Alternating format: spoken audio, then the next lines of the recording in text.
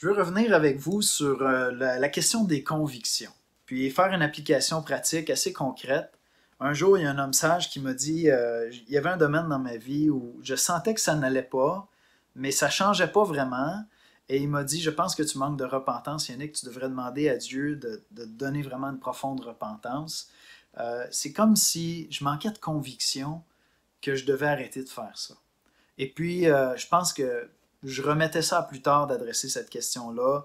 C'est comme si ça devenait pas important. Je procrastinais un peu avec cette question-là, mais ça me gardait dans une situation où, dans le fond, je n'avais pas la conviction que c'était bien non plus. Fait que je vous donne un exemple un peu délicat, même pas mal délicat. Par exemple, une amitié.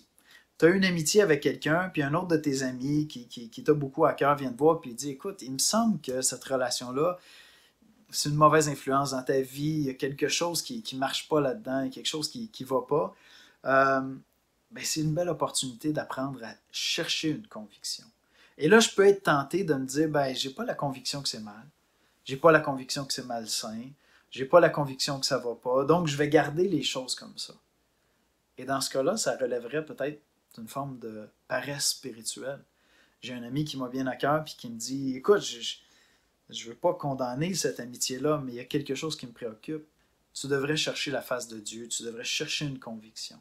Et donc, des fois, il faut avoir le courage de remettre en question, voire être prêt à renoncer à quelque chose, le temps de chercher une conviction. Prendre un tout petit peu mes distances puis dire, OK, j'ai besoin d'avoir une conviction claire que Dieu m'approuve dans ça. Et c'est pas toujours à trancher au couteau. Des fois, c'est des questions de sagesse. J'aurais pu donner des exemples avec la nourriture, avec l'emploi du temps, avec tel milieu de travail ou tel milieu de travail, est-ce que je devrais rester ou non? Et parfois, on fait preuve de paresse spirituelle en n'étant pas prêt à chercher une conviction, à remettre cela en question, puis à dire, Seigneur, ouais, je pense que peut-être j'ai besoin d'une conviction, même d'une repentance, parce que j'étais négligent avec ça.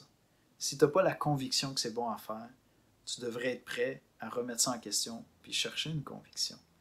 Ça nous brasse, mais ça nous conduit dans une voie de liberté, de paix avec Dieu, puis de belle maturité spirituelle.